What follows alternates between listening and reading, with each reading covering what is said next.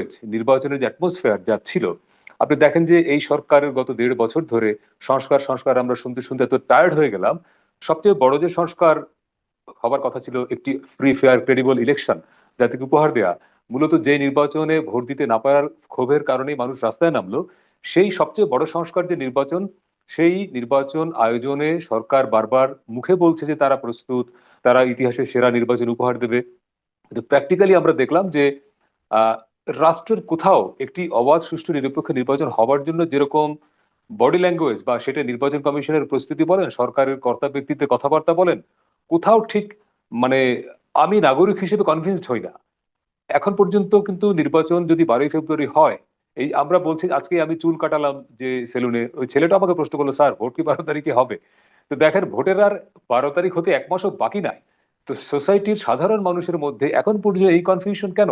বিগত দিনের নির্বাচনগুলো এরকম তো আমরা এত কনফিউজ আমরা মানুষকে হতে দেখি নাই, যে ভোটের 20-25 দিন আগেও সে জিজ্ঞেস করে ভোট কি হবে।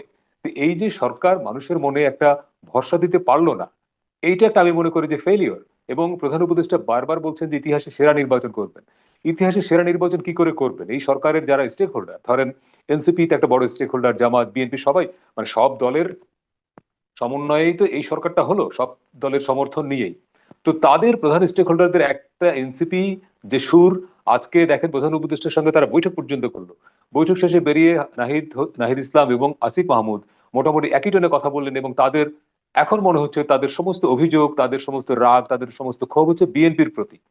যে কেন বিএনপি তারেক রহমানের পোস্টার ঢাকা শহরে থাকবে, যদি সেই কারণে তাকে যদি শোকজ না করে, তাহলে কেন নাহিদ ইসলামকে শোকজ করবে, কেন নাসিরুদ্দিন পাটোয়ারিকে শোকজ করবে? এবং দেখেন যে তারা বারবার বলছে লেভেল প্লেইং ফিল্ড নাই, অথচ এই সরকার, আমরা জানি যে সবচেয়ে বেশি অনুরক্ত বা সরকারের যদি সমর্থন পায় কোনো একটি দল, এনসিপি। এবং এই এনসিপি যখন গঠিত হয়, আমরা শুরু থেকে শুনতাম যে কিংস পার্টি, প্রধান উপদেষ্টা নিজেও বিভিন্ন সময় কথা বলেছেন, তাতে মনে হয়েছে এই দলটির প্রতি তার একটা অনুরাগ বা ভালোবাসা আছে। তো সেই দল এখন বলছে যে নির্বাচনে লেভেল প্লেইং ফিল্ড নাই। এর অর্থ কি এই যে প্রতীক বরাদ্দ হয়ে যাওয়ার পরে যখন প্রার্থীদের আনুষ্ঠানিক প্রচার শুরু হয়ে যাবে, তখন কি ধীরে ধীরে পরিস্থিতি আরো এমন হবে যে তারা নির্বাচন থেকে সরে যাবে? বাজারে এই আলোচনাটা উঠছে যে এনসিপি শেষ পর্যন্ত ভোটের মাঠে থাকবে কিনা, এবং যদি তাই হয় জামাত কি ভোটের মাঠে শেষ পর্যন্ত থাকবে? আমি আপনার সাথে একবার বলেছিলাম সম্ভবত যে ভোটে অবাধ সুষ্ঠু নির্বাচন হলে, যদি এমন হয় যে বিএনপি ক্ষমতায় আসবে এবং এটি যদি জামাত এবং অন্যান্য দল কনফার্ম হয়, তাহলে তারা এই ভোটে আসলে থাকবে কেন? কারণ জুলাই অভ্যুত্থানের যারা অংশীদার, যারা সম্মুখ সারিতে ছিল, নির্বাচনের পরে যদি পরিস্থিতি এমন হয় যে তারা আর পলিটিক্সে খুব সিরিয়াসলি এক্সিস্ট করছে না, তারা অতটা মানে প্রায়োরিটি পাচ্ছে না, তাহলে তারা সেই ভোট কেন চাইবে? তাহলে কি এমন কোনো পরিস্থিতি ঘটবে বা এমন কোনো উসিলা বা অজুহাত তৈরি হতে পারে যে যাতে করে একটা দুটি দল নির্বাচন থেকে সরে যাবে? এবং তার ফলে কি দাঁড়াবে? তাহলে কি ভোট আবার সময়টা চেঞ্জ হয়ে যাবে? এর মধ্যে ধরেন আওয়ামী লীগ ঘোষণা দিয়েছে অনানুষ্ঠানিক ভাবে হলেও যে তারা ভোটে যাবে না, নো ভোট নো ভোট, নৌকা প্রতীক না থাকলে ভোটে যাবে না। এখন আমি ঠিক জানি না আগামী নির্বাচনকে সামনে রেখে এই আওয়ামী লীগ যারা ক্ষমতাচ্যুত হলো, তাদের রোল, আবার আওয়ামী লীগের যে প্রধান এলাই জাতীয় পার্টি, তাদের কি ভূমিকা হবে? সবকিছু মিলিয়ে আবার এই এনসিপি এখন যেটা বলছে যে লেভেল প্লেইং ফিল্ড নাই, সবকিছু মিলিয়ে জনমনে আজকে আমার যে নরসুন্দর তার যে প্রশ্নটা যে ভোট আদৌ 12 তারিখে হবে কিনা, এই সংশয়টা এখন পর্যন্ত যে আছে, এটাই হলো অ্যালার্মিং। যে সরকার এখন পর্যন্ত এইভাবে মানুষকে শতভাগ কনভিন্স করতে পারে নাই, নির্বাচন অ্যাটমসফিয়ার তৈরি করতে পারে নাই যে হ্যাঁ সত্যি সত্যি 12 তারিখে একটি অবাধ সুষ্ঠু গ্রহণযোগ্য এবং বিশ্বাসযোগ্য নির্বাচন হবে। এটা আমি মনে করি সবচেয়ে বড়, সরকারের জন্য বড় চ্যালেঞ্জ এখন পর্যন্ত। অলরেডি আমি যে রুমিন ফারানার কথা বলছিলাম, উনি দেখলাম আজকে প্রেস কনফারেন্স করে বললেন যে এরকম প্রশাসন, মানে জানি অলরেডি বায়াস প্রশাসন, তাদের অধীনে আমরা কিভাবে নির্বাচন যাব? এই প্রশাসন পক্ষপাত দুষ্ট আচরণ করছে এমন অভিযোগ কিন্তু আরেক হারে বিএনপিও করছে, জামাতও করছে। তো প্রশাসনকে একদম পক্ষপাতহীন এমন তো কেউ করছে বলে আমি দেখিনি। তাহলে নির্বাচন না, কমিশনের কি উচিত হতো না এই ব্যাপারে একটা ব্যবস্থা নেওয়া? না, এখন ধরেন অভিযোগ করে কে? অভিযোগ করে যখন সে সংক্ষুব্ধ হয়। এখন প্রত্যেক প্রার্থী চায় যে নির্বাচনে লেভেল প্লেইং ফিল্ড বলতে, আনোয়ার হোসেন মঞ্জুর একবার খুব রসিকতা করে একবার অনুষ্ঠানে বলেছিলেন যে ভোট ফ্রি ফেয়ার ভালো হয়েছে সেটা বুঝবো কি করে? সেটা বুঝবো আমি যদি জয়ী হই। তো উনি এটা রসিকতা করে বলেছিলেন যে উনি জয়ী হলে ভালো ভোট হবে। তো এখন কথা হলো যে হুম। প্রত্যেক প্রার্থী মনে করেন যে তিনি যেভাবে লেভেল প্লেইং ফিল্ড মনে করেন সেভাবে হতে হবে, সেভাবে তো হয় না। এখন নির্বাচন কমিশনের বিরুদ্ধে মূল অভিযোগটা এসছে কি, যে দ্বৈত নাগরিক হলে উনি নির্বাচিত হতে পারেন না, সংসদ সদস্য নির্বাচিত হতে পারেন না। এটি তো আমাদের সংবিধানেই আছে।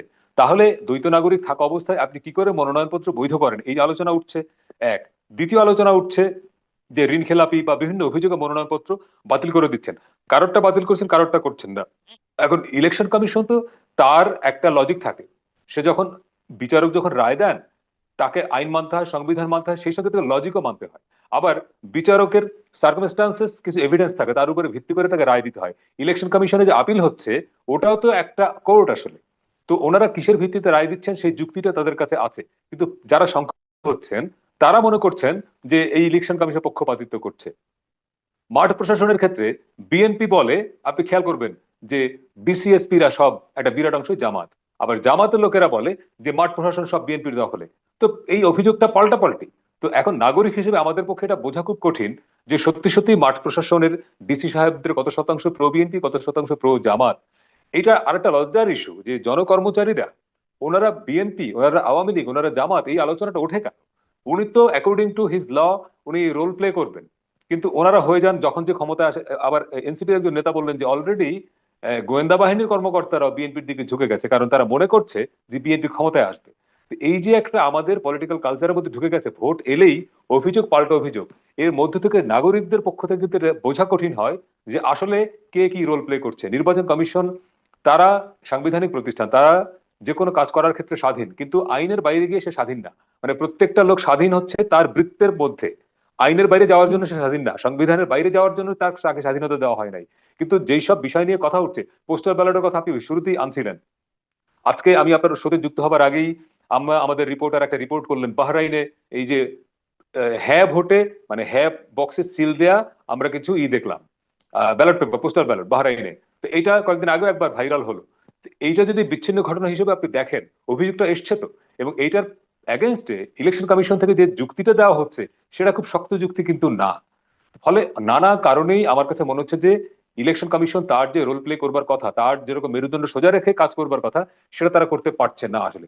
মাঠ প্রশাসনের ক্ষেত্রেও স্বরাষ্ট্র উপদেষ্টা। পোস্টাল ব্যালটে যে ঘটনা ঘটলো, পোস্টাল ব্যালটের যে কেলেঙ্কারি, এই কেলেঙ্কারির ক্ষেত্রে আপনি মানে নির্বাচন কমিশনের কি মেরুদণ্ড নিয়ে কথা বলবেন নাকি যোগ্যতা নিয়ে কথা বলবেন? না, তারা কি যোগ্যতা আসলে মেরুদণ্ড, অযোগ্যতা পরিচয় দেয়নি? তারা অযোগ্যতার পরিচয় দিয়েছে। এখানে যেটা মুশকিল হয়েছে, তারা যেরকম বলবার চেষ্টা করছেন যে এটা স্যাবোটাজ হতে পারে, যে কোনো একটা গ্রুপ এই টোটাল ভোটিং প্রসেসটাকে বা এই ইলেকশন কমিশনকে প্রশ্নবিদ্ধ করবার জন্য সচেতন ভাবেই এই ব্যালট গুলোকে খুলে ভিডিও করে সোশ্যাল মিডিয়ায় ছড়িয়েছে। এটা হতে পারে, এটা আমিও মনে করি এটা একটা লজিক হতে পারে।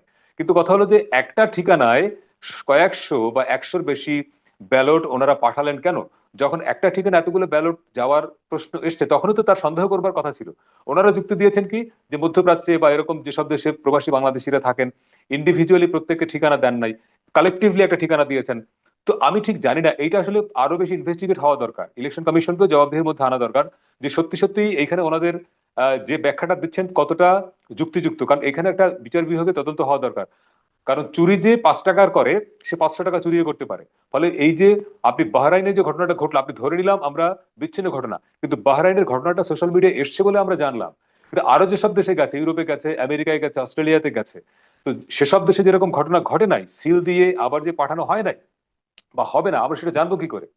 অপরাধ 20টা ঘটে, সোশ্যাল মিডিয়া আসে তো একটা, 19টা ঘটনার খবর তো আমরা জানি না।